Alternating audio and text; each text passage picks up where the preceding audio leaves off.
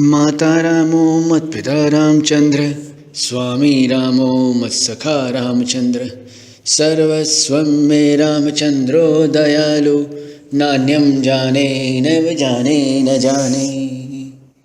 रामचरितमानस। रामचरित का स्फुरन नस नस में हो, यही समझाने हेतु माँ का प्रयोग हुआ है। यह बहुअर्थी है।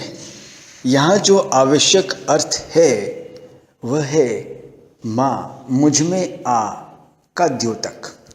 इसका एक अर्थ है लक्ष्मी। यह प्रतीक है ऐश्वर्य का। सद्गुण भी ऐश्वर्य है। धन संपदा रूपी ऐश्वर्य आसुरी वृत्ति वालों के पास भी होती है, अतः संकुचित अर्थ बहुधा न्याय नहीं कर पाता। शीर्षक अपने में सिमटा रह जाता है। इस ग्रंथ में रचनाकार ने बालकांड की द्वितीय चौपाई में चूरन शब्द का प्रयोग स्वास्थ्य को दृष्टि में रखकर किया है। काया मनसा वाचा तीनों का स्वास्थ्य ही वह ऐश्वर्य है जो जरूरी है राम को हृदयंगम करने के लिए। शीर्षक की सार्थकता मूल विषय को समझाने में है।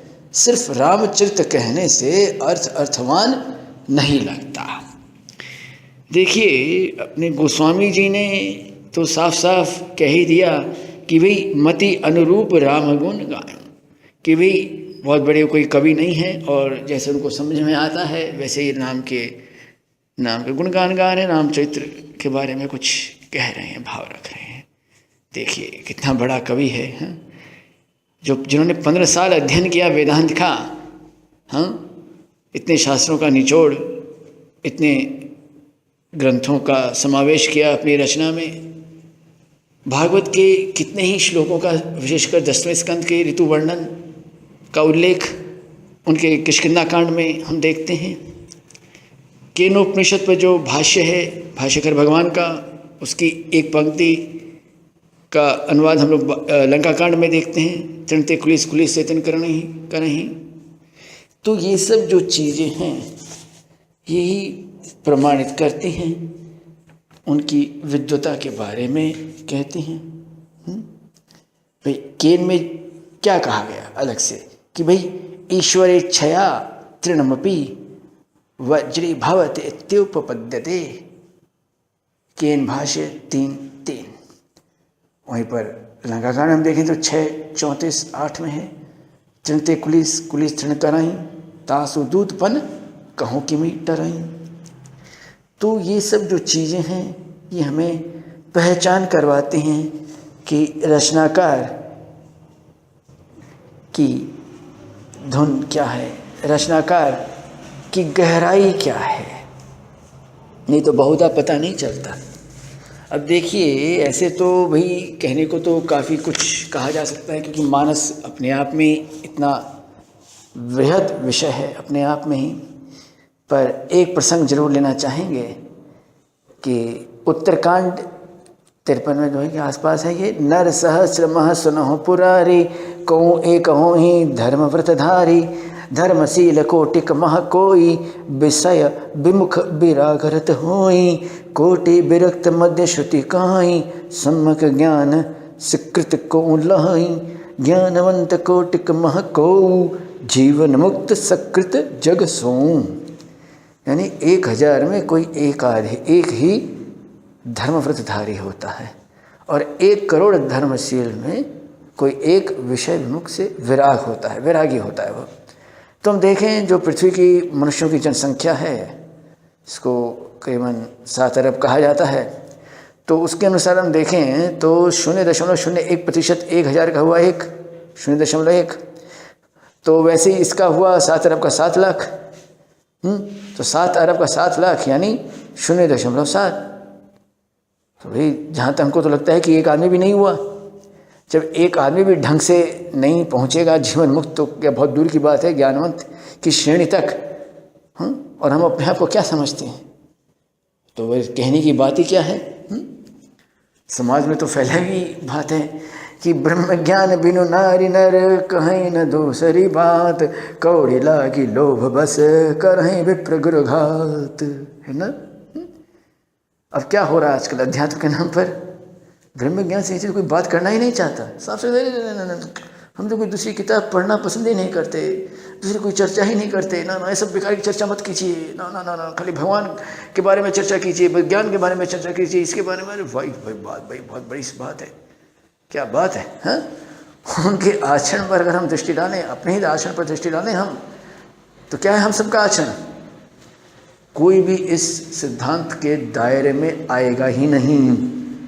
गोस्वामी जी बहुत समझदार थे, वो पहले ही जानते थे कोई आएगा या ना आएगा पता नहीं, अपने पहले ही लिख दो, है नहीं कि नहीं? देख लिए, पहले ही लिख दिया इस ढंग से। ये दूरदर्शिता दर्शाती है रचनाकार की, ग्रंथकार की, कि वे इतने समझदार थे। उन्होंने अपने समय की परिस्थिति को ही नहीं समझा, वरन आने वाले समय को भी अच्छी तरह परख लिया, समझ लिया और ये तथ्य उजागर कर दिया। तो ऐसे रचनाकार को समझने के लिए हम सिर्फ शाब्दिक अर्थ अगर लगाएंगे तो वो अर्थ कभी भी अर्थवान सिद्ध नहीं हो सकता। देखिए, एक तो ये ग्रंथ ही अवधी भाषा का है, तो इसलिए मुख्य जो अर्थ लगेगा वो अवधी व्याकरण के अनुसार या अवधी शब्दकोश के अनुसार लगेगा। अपने इच्छा से हम नहीं लगा सकते, हिंदी के अर्थ में नहीं लगेंगे कि वो जो सबसे प्रचलित पंक्ति है, एक तरह से विवादास्पद पंक्ति ही कही जाती है कुछ क्षेत्रों में, ढोर गवार सूत्र पुचनारी सकल ताड़ना के अधिकारी। देखिए, पांडुलिपि की जो नकल राष्ट्रीय पुस्तकालयों में है, उनमें से जो कलकत्ते में जो राष्ट्रीय पुस्तकालय की शाखा है, उसमें शुद्र शब्द नहीं है, क्षुद्र है। और संस्कृत व्याकरण में कुछ ऐसी धातु हैं जिनमें हम लोग क्षुद्र और शुद्र ये सब आपस में हम लोग कर सकते हैं। तो वहाँ पर पंडिताई दिखाने के लिए भाई शुद्र शब्द का प्रयोग है। यहाँ पर कोई कहे कि भाई आप पांडुलिपि की नकल के आधार पर आप बात कह रहे हैं, हम कैसे मान लें? ठीक है, चलो कोई बात नहीं, शुद्र ही रहने दो, आपकी अतिरिक्त इच्छा ही पूर्ति हो, उसमें क्या है। तो भाई सुधीजन ये बताएं कि अवधी भाषा में क्या अर्थ है ताड़ना का? देखभाल करना। हिंदी में अर्थ है मारा पीटी, और ताड़ना तीज धातु संस्कृत, तो वहाँ पर ये अर्थ लगेगा मारना। बात सही है। अब ये देखिए, जो जिस पात्र के द्वारा ये बात कहलवाई गई है, क्या वो कि संस्कृत का विद्वान या आचार्य या प्राचार्य ऐसा कुछ है कि नहीं? समुद्र है और वह मनुष्य रूप में आया और अपनी बात कह रहा है। तो वहाँ पर संस्कृत की धातु का अर्थ लगाकर अपने खोखले पांडित्य का प्रदर्शन करना, तो एक तरह से बौद्धिक दिवालियेपन पर मोहर लगाना है, और यही हम लोग करते आ रहे हैं। ऊपर से हिंदी का अतिशय प्रेम है, तो चलो हिंदी व्याकरण के आधार पर अर्थ लगा दो, तो जबकि अर्थ लगना चाहिए अवधी भाषा के अनुसार, जिसमें है कि भाई जरा देखभाल करना, जरा सुरक्षा करना। हम अभी जैसे आते थे व्यवहार में हम लोग कहते हैं कि भाई हम जरा काम से आ रहे हैं, जरा इस चीज़ की जरा देखभाल करना, कुछ हानि ना पहुंच जाए। तो इसमें क्या बड़ी बात है? ढोल कमार तो उस आधार पे कही जा रही है बात कि सकल ताड़ना, सकल ये सब देखभाल के अधिकारी हैं। तो यहाँ पर ये प्रश्न उठता है कि भाई आप तो ये बात कह रहे हैं, पढ़ाया ये जाता है, और विशेषकर जैसे कलकत्ता विश्वविद्यालय हों या रांची या बिहार, झारखंड, ये सब के, उत्तर प्रदेश के कुछ विशेष विश्वविद्यालयों में, महाविद्यालयों में तो गलत अर्थ ही पढ़ाया जाता है। वहाँ पर तो ताड़ना मारा पीटी का अर्थ बता के अच्छे भले गोस्वामी जी को नारी विरोधी और समाज विरोधी और पता नहीं क्या क्या बात कही जाती है। तो ये भी सोची समझी रणनीति है, कूटनीति है। होता ये है सुधीजनों कि जब आचार्य प्राचार्य की पदवी एक विशेष संस्था के द्वारा प्रायोजित होती है और उनकी निष्ठा किसी वर्ग विशेष के प्रति रहती है, किसी राजनीतिक दल के प्रति रहती है, तो वहाँ पर यही सभी होता है। अपने यहाँ तो ऐसी संस्थाओं की कमी ही नहीं है जो गीता तक को प्रमाण नहीं मानती। तो मानस को तो प्रमाण माना तो बहुत दूर की बात है, उनके लिए तो गीता ही अवहेलित ग्रंथ है। पुराणों को तो वे लोग मजाक की वस्तु मानते हैं, सबसे घृणा करते हैं। उनके लिए तो उनकी गुरु की किताब ही सबसे बड़ा प्रमाण है। तो ऐसे लोगों से दीक्षित व्यक्ति जब आचार्य प्राचार्य बनता है, हाँ, और विश्वविद्यालय या महाविद्यालय में पढ़ाने की नौकरी करने लग जाता है, तो वो क्या अर्थ लगाएगा? वो यही अर्थ लगाएगा। और अर्थ का अनर्थ होने के पीछे यही कारण है, और यही एक कारण है जो बौद्धिक आतंकवाद को पनपने देता है शिक्षण संस्थाओं में। क्योंकि देखिए, किसी भी समाज को गुमराह करने के लिए दो चीज़ें काम में ली जाती हैं, क्या तो उसके चरित्र को बर्बाद कर दो, नारियों को पथभ्रष्ट करके गुमराह करके, अथवा उसके जो मानवीय मूल्यों से ओतप्रोत जो सतग्रंथ हैं, सत्साहित्य है, उनकी गलत व्याख्याएं प्रचारित करवा दो तोड़ मरोड़ कर, अथवा उन्हें पूरा ही लोप करवा दो इस ढंग से कि समाज उनको अवहेलना की दृष्टि से देखे। कि जैसे आजकल हम लोग भागवत को एक श्रृंगारिक महाकाव्य के रूप में प्रदर्शित होता देखते हैं, चुटकुलों की किताब या कहानियों की किताब के रूप में हम उसको देख रहे हैं, जबकि वह है परमहंस संहिता। रामचरितमानस जिसमें लगभग 116 ग्रंथों का निचोड़ बताया जाता है, उसको हम लोग क्या बना रखें? तो वो चीज़ समझ में कैसे आएगी, संप्रेषित कैसे होगी? हालत यह है कि नारायण कलकत्ते में ही एक समाचार पत्र के संपादक ने बुलवाया था एक कार्यक्रम के लिए, और एक प्रायोजक और थे, दूसरी जगह उन्होंने कार्यक्रम करवाया। दोनों जगह इस पंक्ति पर बोलने ही नहीं दिया गया ठीक से। जैसे ही बोलना हमने शुरू किया, वैसे ही शोर शराबा मचा के उनके जो पढ़े पठाए सब पट्टे थे, सब ने शोर मचाना शुरू कर दिया अपने तरीके से। एक व्यक्ति ने साफ कहा, जो एक आचार्य है एक महाविद्यालय का, अरे गोस्वामी जी जो इतने बड़े लेखक थे, उन्होंने इतनी ऊँची बात क्यों लिखते? बोले भैया तुम मुझे कहने देते, पहले मेरा मुँह तो खोल लेने दे, या कुछ नहीं हो तो कम से कम इतना ही कर दे, सहूलियत के लिए राष्ट्रीय पुस्तकालय में जाके पांडुलिपि की नकल देख लो, कम से कम कुछ समझाने तो दो चीज़ को। बोलने ही नहीं दिया गया। तो यही होता है कि जब हम अपनी कुंठित मानसिकता को राजनीतिक दलों के हाथों बेच देते हैं, या चंद पुरस्कारों के लोभ में इस लेखक संघ और उस लेखक संघ के तलवे चाटने लग जाते हैं, या चंद टुकड़ों के लिए हम अपनी गैरत को गिरवी रख देते हैं, तो वहाँ पर और क्या होगा? रामचरित माँ नस नस में तो समाने से रहा। इसीलिए देखिए, गोस्वामी जी ने लगता है ये स्थिति भी पहले ही पकड़ ली। उन्होंने कह ही दिया, हाँ, उमा राम सब जग हित माही, गुरु पितमा तो बंधु समनाही। किष्किंधा कांड में लिख दिया गुरुगिरी के रोग से ग्रस्त गुरुओं के बारे में। और यही भाव कुछ उत्तरकांड में भी है कि पाखंड इतना बढ़ जाएगा आने वाले समय में कि लोग अपने हिसाब से, अपनी मर्जी से नए नए पंथ बनाने लग जाएंगे, मनमाने ग्रंथ लिखने लग जाएंगे। तो ठीक है, जो भी हो उसमें क्या है, खेती जब होती है, फसल जब होती है, तो खरपतवार तो होते ही हैं। अब खरपतवार के भाई से कोई खेती थोड़ा ना बंद कर देगा। तो वो भी चल रहा है, ये भी चल रहा है, सब चले, उसमें क्या है, चला चली का मेला है भाई। तो उस मेले में ना अटके ना भटकें, इसलिए ज़रूरी है कि हम अपने सदग्रंथों को सद्बुद्धि से, सत प्रेरणा से समझने का सत प्रयत्न करें, सत प्रयास करें। इसमें कोई दोष नहीं है, कोई दो राय नहीं है इसमें। ये तो क्या होता है कि पंक्तियों का तो गलत अर्थ लगना बहुत साधारण बात है कि नहीं? जैसे वो है ना कि गुणहीन विप्र तो पूजनीय है। अरे भाई, वहाँ पर विप्र का अर्थ जाति पर कैसे लग गया बताइए? हाँ, विप्र का वहाँ पर अर्थ है, प्र जो धातु है तर्पण मतलब तुष्टि के अर्थ में है, और विशेष रूप से जो तुष्ट है संतोषी जीव, जो संतोषी व्यक्ति है, वो चाहे गुण ज्ञान नहीं है उसमें, वो पूजनीय है, माननीय है। और दूसरी तरफ क्या लिखा है कि अगर कोई शुद्र है और वो ज्ञानी भी है तो उसको पूजनीय नहीं है। तो यहाँ पर शुद्र का मतलब क्या हुआ? जो ओछी बुद्धि वाला है, मतलब एक आज की शैली में कहें तो जो आतंकवादी मानसिकता वाला है। आजकल तो आतंकवादी भी पढ़े लिखे होते हैं, कोई शारीरिक आतंकवादी होता है, कोई मानसिक आतंकवादी होता है, कोई बौद्धिक आतंकवादी होता है। और ये जो बौद्धिक आतंकवादी वाली जो फसल है नारायण, वो बहुत पढ़ी लिखी होती है, उच्च शिक्षित होती है, विश्वविद्यालय महाविद्यालयों के आचार्य प्राचार्य की पदवी पर रहते हैं लोग। शिक्षा बोर्डों में जहाँ पर वो पाठ्यक्रम निर्धारण समिति होती है उसके अध्यक्ष भी होते हैं। अपने हिसाब से पाठ्यक्रम का निर्धारण कर देते हैं, अपने हिसाब से व्याख्याओं का निर्माण कर देते हैं, अपने हिसाब से अपने गुटों की संतुष्टि के लिए टीकाओं का निर्माण करते हैं। उनको बाध्य किया जाता है बच्चों को पढ़ने के लिए, उनको पाठ्यक्रम में नियोजित किया जाता है। और क्या होगा फिर? तो वहाँ पर ऐसे वातावरण में तो मूल ग्रंथ पढ़ने ही चाहिए। तो रामचरितमानस में ऐसे कई प्रसंग हैं जो हमें भटकने से रोकते हैं, भटकाते नहीं हैं। और ये नहीं है कि एक जगह निर्गुण का पक्ष लिया, दूसरी जगह सगुण का पक्ष लिया तो विरोधाभास है। अरे भाई, मानसकार जानते थे सबका क्या स्तर है, सबका बौद्धिक स्तर एक जैसा नहीं है भाई। किसी किसी को गुड्डे गुड़ियों के ब्याह में ही आनंद आता है, उम्र होने पर भी वो उसी खेल में रमा रहता है।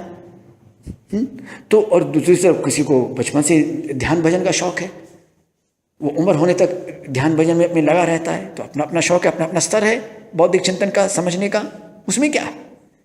तो दोनों में तारतम्य बैठाया गया है मानस में, कहीं भी विरोधाभास नहीं है।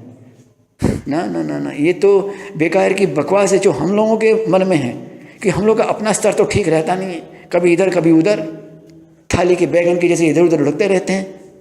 हाँ, तो वो सब नहीं है, वो सब नारायण हम लोग की बुद्धि में है। गोस्वामी जी की बुद्धि में वो चीज़ कदापि नहीं है, न उनकी रचनाओं में ये बात कहीं भी प्रस्फुटित हुई है, संप्रेषित हुई है। ना ना ना, ये हुआ ही नहीं है। उन्होंने तो बालकांड में खुल के लिखा है, ग्रह भेषज पट पवन जल पाई कुजोग सुजोग होई कुवस्तु सुख सुवस्तु लख लही जग सुलक्षण लोग। यानी अब देखिए, पाखंड का खुल के विरोध किया गया है कि ग्रह भेषज यानी औषधि, जल, पट यानी वस्त्र, पवन, जल, सब संग दोष से अच्छे और बुरे होते हैं, अपने आप में अच्छे बुरे नहीं होते।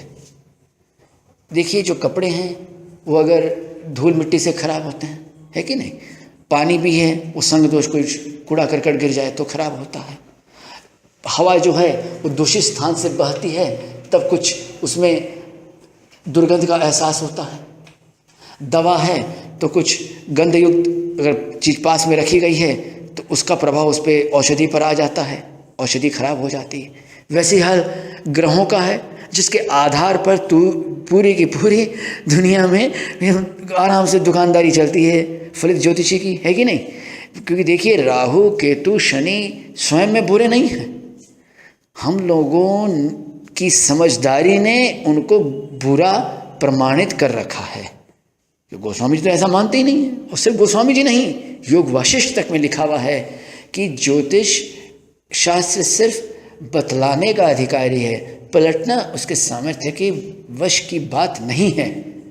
अगर नारायण सब पलटना इतना आसान होता तो ये कहिए, क्या राम जी के ज़माने में या कृष्ण जी के ज़माने में ज्योतिष नहीं थे, या रत्न नहीं थे, या उनको धारण करवाने वाले सब वो कर्मकांड पूजा पाठ नहीं थे, क्या कुछ भी नहीं था। क्यों भाई, क्या माता जानकी के लिए जनकपुरी वाले कुछ करवा नहीं सकते थे अनुष्ठान? भाई अयोध्या वाले नहीं करवाया, तो बहुत ही अयोध्या की नहीं करवाया, साहब नाराज थे, हो गए, चलो मान लिया एक बार। ऐसी बात तो नहीं थी, तो चलो मान लिया, जनकपुरी वाले तो करवाते, ऐसा कुछ भी नहीं हुआ। तो न वे इतने गए गुजरे थे कि मोती रत्न खरीद न सकें, या उस समय पूजा पाठ करवाने वाले उतने बड़े विद्वान नहीं थे, सब थे, फिर भी कुछ नहीं हो सका। जो होना था वो हो के रहा, है कि नहीं। स्वयं ब्रह्मर्षि वशिष्ठ ने कह दिया, हानि लाभ जीवन मरण जस अपजस विधि हाथ। हाँ, क्योंकि ये सब बातें इसीलिए कही जाती हैं कि कई बार क्या होता है, हम लोग भटक जाते हैं। हाँ, क्योंकि देखो ग्रह शांति करवानी है, इतना खर्चा आएगा। अब बेचारा पैसा है नहीं है ये कोई नहीं दिखता, और कोई रकम से इधर उधर से उधार लेकर सोचता है कि चलो एक बार केतु की शांति या राहु की शांति या शनि की शांति करवा लें तो बस हम तो निर्भय हो जाएंगे। नारायण, ये सारे ग्रहों की जो दशाएं हैं वो आती जाती रहती हैं जीवन भर। ऐसी कोई बात नहीं कि बच्चा अगर केतु की दशा में पैदा हुआ है तो उसके जीवन में बृहस्पति की दशा कभी नहीं आएगी। ना ना, ऐसी कोई बात नहीं है। और अगर समय खराब हो अथवा आचरण खराब हो तो सारी दशाएं अपने आप खराब हो जाती हैं, कोई बड़ी बात नहीं है इसमें। क्या रावण का महल वास्तुशास्त्र के अनुसार बना हुआ नहीं था क्या? क्या वो विद्वान नहीं था क्या?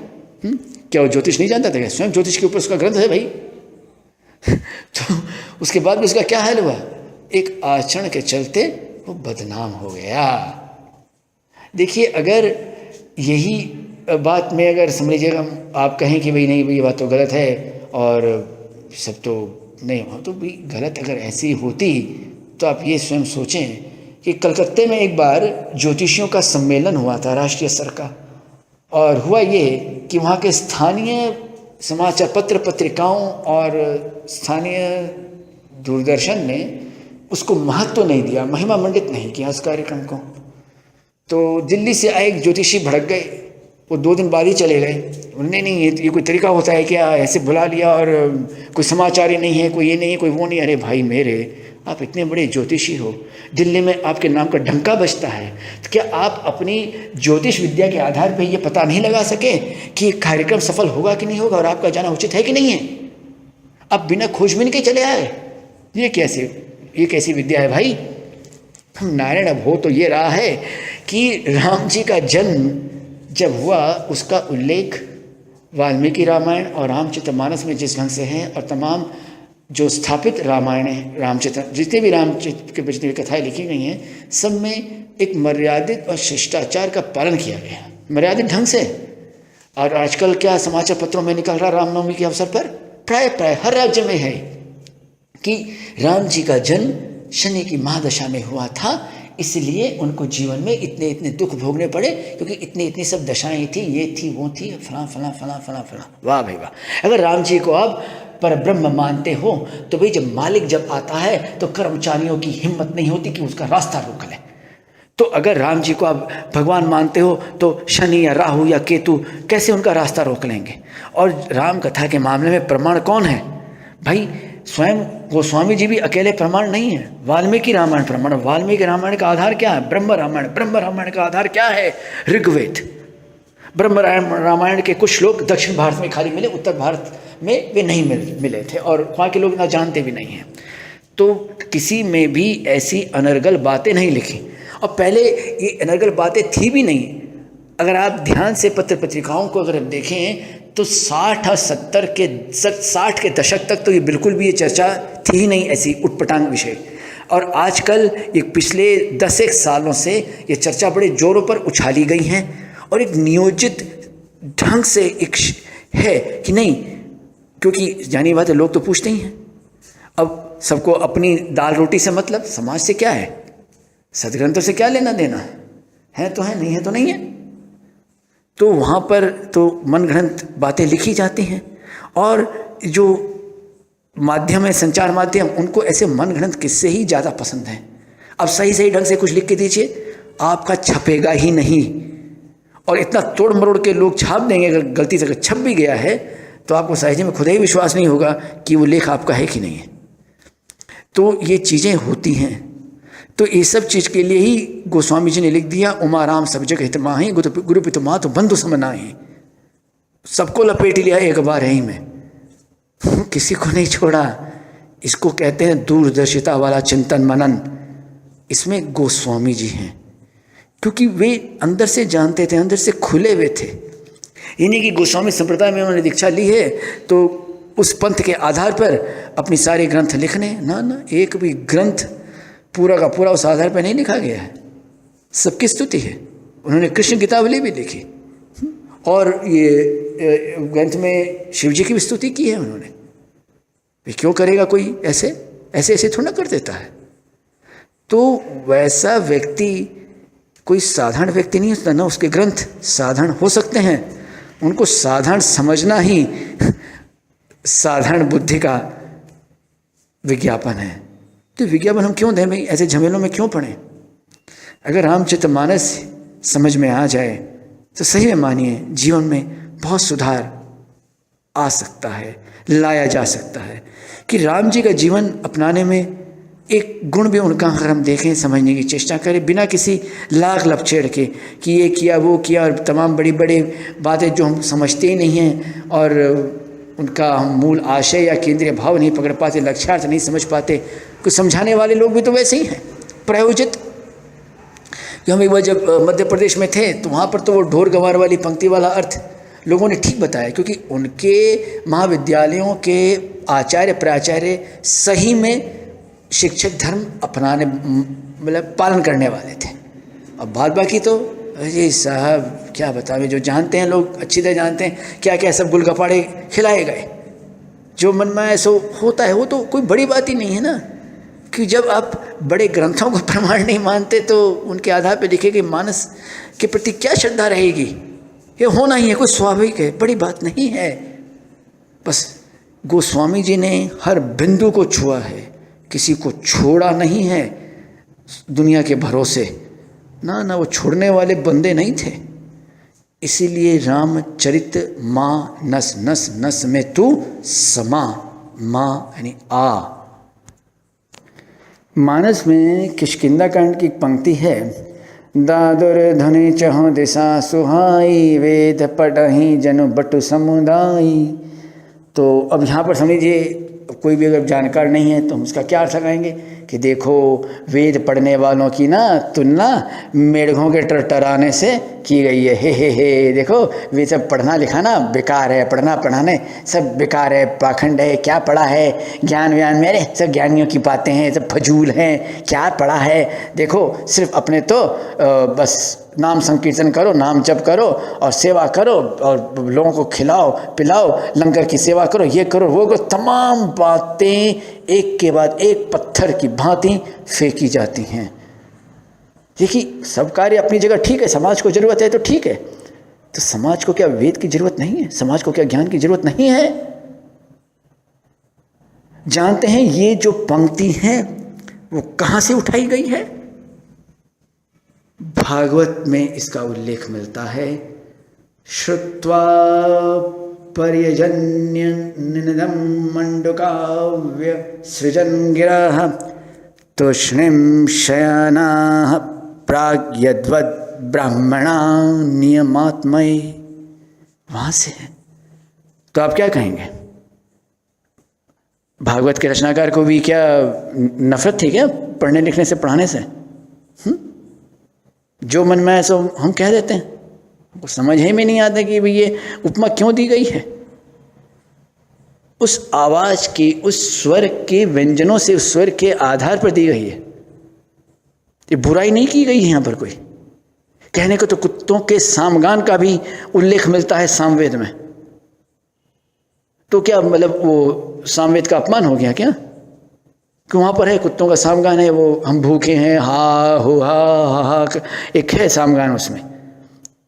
तो जब हमारी शिक्षा ही अधूरी है, अध पका ज्ञान अध कचरा ज्ञान, और ऊपर से क्या प्रायोजन, क्योंकि प्रायोजक ऐसे ही लोगों को ढूंढते हैं अध कचरों को, जिनको थोड़े से रुपये देकर, थोड़ी सी सुविधाएं देकर, थोड़े से बड़े बड़े रईस इलाकों में फ्लैट या मकान दिलवाकर अपने हिसाब से पढ़वा देना, ताकि समाज में विघटन होता रहे, चलता रहे। जरा सा लिहाज तक नहीं हुआ, समझ में नहीं आया कि भाई ये तुलना क्यों की गई है आखिर। अब देखिए एक उदाहरण और लेना चाहेंगे तो वैसे कहा तो उदाहरणों की कमी नहीं है कि भागवत के दशम से पहले ही कह चुके हैं कि भाई ये तो वहाँ से ऐसे के ऐसे भी श्लोक उठाए हैं इन्होंने। जैसे एक दोहा आता है, हरित भूमि तृण संकुल समझे पर ही नहीं पंथ जिमि पाखंड बाधते गुप्त हो ही सदग्रंथ। अब देखिए श्लोक भागवत का, निशा मुखेशु खद्योतातस्तमसा भांति न ग्रह यथा पापेन पाखंडा नहीं वेदा कलौ युगे। बादलों से घना अंधेरा छा जाने पर ग्रह और तारों का प्रकाश तो नहीं दिखलाई पड़ता, परंतु जुगनू चमकने लगते हैं। जैसे कलयुग में पाप की प्रबलता हो जाने से पाखंड मतों का प्रचार हो जाता है और वैदिक संप्रदाय लुप्त हो जाते हैं। ये सब तो असल में वही है कि भाई हम चाहते क्या हैं। भाई हम प्राचार्य तो बन गए, हम हिंदी विभाग के अध्यक्ष तो बन गए हम विश्वविद्यालय में, पर चूंकि हमारे प्रायोजक एक विशेष राजनीतिक संगठन से संबंधित हैं और उसके चलते हमें पुरस्कार मिलता है, हमारी किताबें प्रकाशित होती हैं, उसको चलते हमारे चेले चामुंडों को अच्छी अच्छी नौकरियां मिल जाती हैं, और कहने भर को जो जिससे हमने दीक्षा ले रखी है पुरानी किसी संस्था से, वो तो खैर किसी को प्रमाण ही नहीं मानती। तो भाई ऐसी ऐसी जब चीज़ें होंगी तब रहना किस विध होए। हाँ, आप खुद सोचिए, जब ऐसे लोग जब बैठेंगे तो और भलाई फिर की आशा रखना ही अपने आप में एक कल्पना है, और क्या, और कुछ नहीं है। गोस्वामी जी ने शायद यही सब सोचकर खरों की वंदना भी की है। मानस में गुरु वंदना इस सब के बाद में खलेश्वर आया है, वो दुष्टों का ही परिचायक है। तो यहाँ पर एक भाव आता है कि भाई दुष्टों और खलों की वंदना क्यों की, क्या कारण है? क्या भय से? नहीं, भय का तो सवाल ही पैदा नहीं होता। होता ये है कि दुष्टों के चलते कई बार अपनी सुरक्षा हो जाती है। कैसे हो जाती है कि देखिए, लोग अब चूँकि अब साधु वेश सबका एक जैसा ही रहता है, चाहे पाखंडी हो चाहे असली हो, तो लोग पाखंडी साधुओं से परेशान होकर जब असली वालों को तंग करते हैं या छेड़ते हैं, तो असली तो वैसे ही उनसे दूर रहते ही हैं, बहुत दूर हो जाते हैं। तो होता यह है कि पाखंडियों के चलते जो असली साधु संत वे आराम से घूम सकते हैं और अपनी साधना कर सकते हैं, है कि नहीं? कि देखिए, इसका सबसे अच्छा अनुभव हुआ इस कुंभ के मेले में, पूर्ण कुंभ के मेले में, जो विशेषता अपने इलाहाबाद में, तो वहाँ पर करोड़ों की भीड़। वहाँ पर सिर्फ 2 या जहाँ तक याद आ रहा है 3 ही जगह सिर्फ रोज़ सत्संग हुआ करती थी।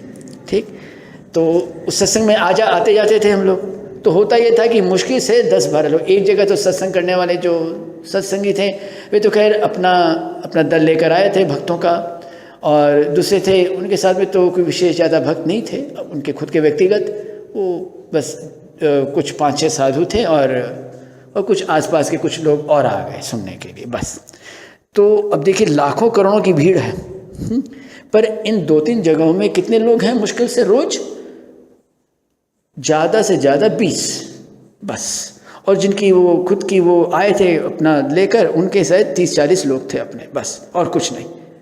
और जो संचार माध्यम है वो पाखंडियों को ही महामहिमा मंडित करने में लगी थी। और जो लोग आते थे वो उन्हीं के चरण पूछते थे।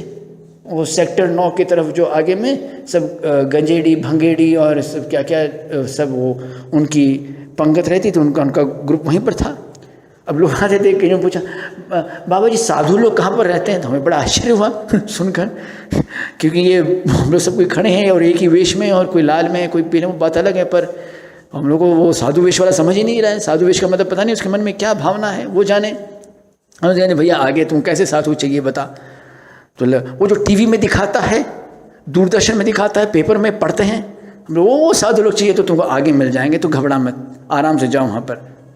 तो बताइए बाप, जब आप लोग खुद ही ऐसे ही गंजेड़ी भंगेड़ियों और सब तांत्रिकों और ओझाओं को देखने में ज़्यादा लालायित रहेंगे और उनकी निंदा भी करेंगे, तो वहाँ पर फिर रामचरितमानस जैसे सदग्रंथ तो दूर ही रहेंगे ना।